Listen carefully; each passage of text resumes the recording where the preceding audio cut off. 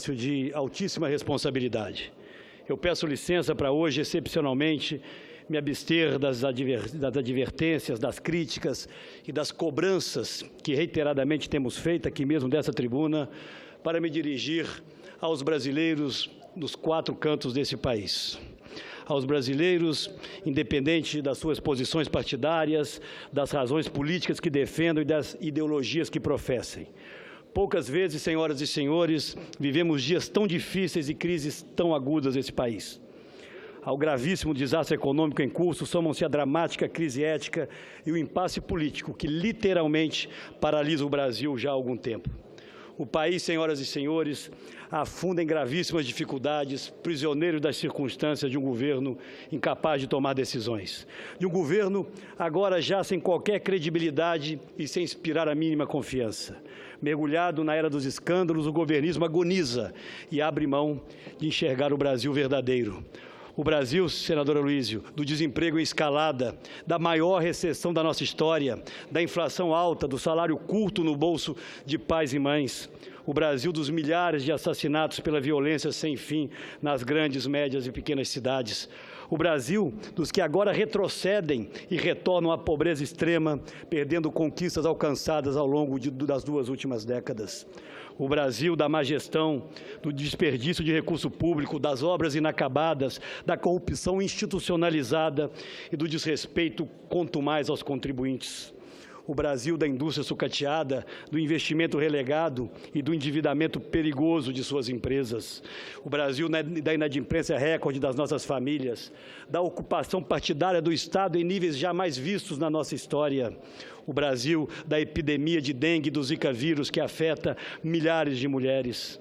O Brasil, senhoras e senhores, das contas desequilibradas, do aumento explosivo da dívida pública, dos anos perdidos, senador Renan, e do futuro comprometido. O que não falta hoje ao nosso país são equívocos, erros e omissões que se sucedem. Ainda assim, apesar de haver tanto por se fazer neste momento da vida nacional, o governo parece se mobilizar apenas para defender a sua própria sobrevivência. Registra-se agora, mais do que nunca, o perigoso recrudescimento do radicalismo e da intolerância, das ameaças e das agressões em face dos resultados das investigações da Lava Jato e de suas consequências. Essa guerra visível que prospera nas redes sociais, aos poucos ganha as ruas, insuflada pela insensatez dos que não têm outra saída senão o grito. Grito contraposto pela justa e natural indignação dos cidadãos, dos que são, e não podemos jamais perder isso de vista, a grande maioria dos brasileiros, dos que querem a mudança, dos que querem um país melhor, senador Caiado. Assim, o que vai se compondo é um cenário de gravíssimos riscos, e essa é a razão maior que me traz hoje a essa tribuna. Riscos que podem se desaguar em indesejáveis confrontos. Nós, o Brasil da paz, não queremos, não desejamos e não admitiremos isso. Convoca-nos o bom senso, o espírito público e a responsabilidade dos brasileiros que prezam a democracia e a liberdade, para cada um em seu campo evitar a radicalização.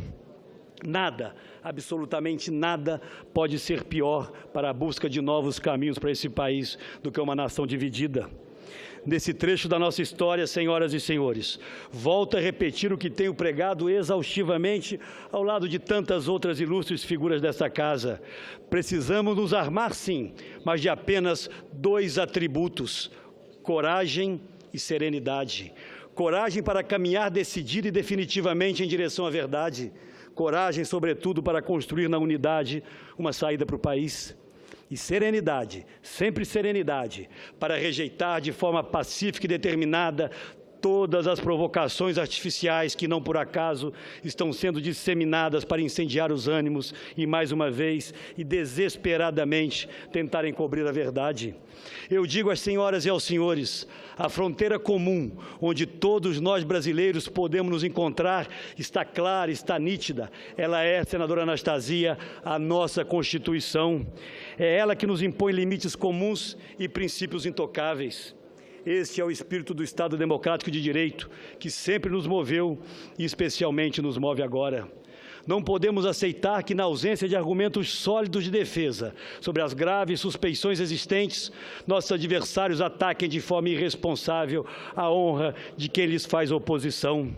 E não posso deixar de chegar aos dias de hoje, senador Renan, porque hoje se repete a partir de notícias de jornais algo já acontecido em meses anteriores. A sempre sórdida e irresponsável tentativa de vincular nomes da oposição na Operação Lava Jato. Alguns dos que estão aqui neste plenário já foram vítimas desse ardil.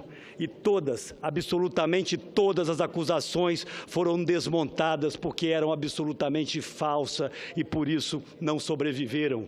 Como falsa é mais essa tentativa de vincular-nos, e ao meu nome em especial, nessa absoluta ação de reencontro do Brasil com o seu futuro, representada pela Operação Lava Jato. Não me defenderei, senhoras e senhores senadores, porque não preciso disso. Não me defenderei atacando as nossas instituições. Ao contrário, é preciso que as investigações se aprofundem em todo o campo. É ela que vai fazer, senador Caiado, prevalecer a verdade entre nós. Quero aqui registrar e reiterar de público nosso mais profundo apoio à Operação Lava Jato, aos promotores, aos policiais federais, aos magistrados que estão, como eu disse, permitindo o reencontro do Brasil com uma nova era. Não vamos nos intimidar, senador Renan Calheiros, de forma alguma, ao contrário. Isto só faz aumentar em mim a determinação de continuar combatendo esse governo que tanto vem felicitando o país, até porque nenhum de nós está acima da responsabilidade de dar respostas. Daremos, como sempre fizemos, senador Agripino, respostas claras a cada citação, a cada questionamento que nos seja feito. Mais do que isso, vamos continuar defendendo o Brasil daqueles que o ocuparam em benefício de um projeto de poder. Mas quero reiterar mais uma vez, presidente Renan Calheiros, que nós vivemos, senador Jorge Viana, um momento decisivo como pouquíssimos na nossa história, ao qual esta casa e a nossa casa irmã, a Câmara dos Deputados, aqui representada por inúmeros ilustres parlamentares, a quem agradeço a presença, temos o dever de nos colocar à altura deste momento, honrando o clamor da grande maioria da sociedade brasileira. Estamos, e não há por que disfarçar isso, numa autêntica encruzilhada. Podemos sim, como disse o senador Aloísio, escolher continuar a viagem rumo ao caos em que se transformou esse governo, ou podemos lutar, sempre dentro dos marcos legais e constitucionais, para que o Brasil comece definitivamente a superar suas imensas dificuldades e recuperar a responsabilidade e a ética no trato da coisa pública. Não podemos mais ignorar que nos tornamos uma ilha de atraso em um mundo que caminha para a prosperidade, senador Tasso Gereissati.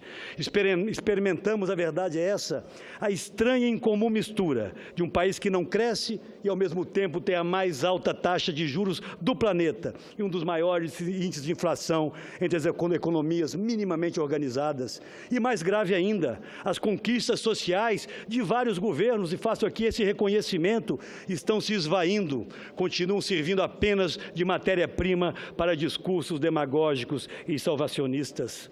O governo, a realidade é essa, infelizmente parece não ter ideia da gravidade das nossas dificuldades. Sua proposta de ajuste para o enorme desequilíbrio orçamentário que vivemos hoje, pasmem, aprofunda o déficit ao invés de combatê-lo cabalmente. As reformas tão necessárias ao país não são postas na mesa e já são rechaçadas pelo próprio partido da Presidente da República. E o seu governo não demonstra a mínima coesão em torno das mais relevantes. Diante de tudo isso, há um consenso hoje no país. Falta a este governo essencial, credibilidade e capacidade para ressuscitar a confiança de todos no Brasil. É unânime a constatação da total incapacidade da Presidente em apresentar saídas para a crise que se agrava a cada dia, econômica, ética e social, em que o país foi mergulhado pelas últimas gestões do PT. Mas a saída, ela existe e está colocada, pelo menos algumas delas, e todas como prevêem a nossa Constituição.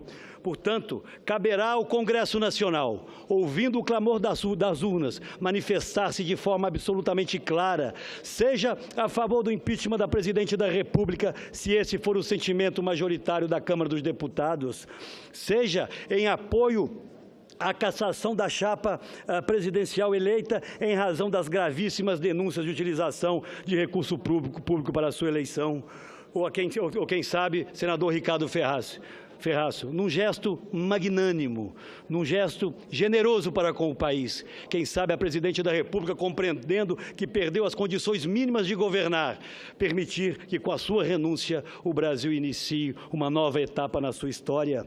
O isolamento e o descrédito desse governo avançaram de tal forma que não consegue mais ele construir os mínimos consensos, as mínimas alternativas para alinhavar soluções.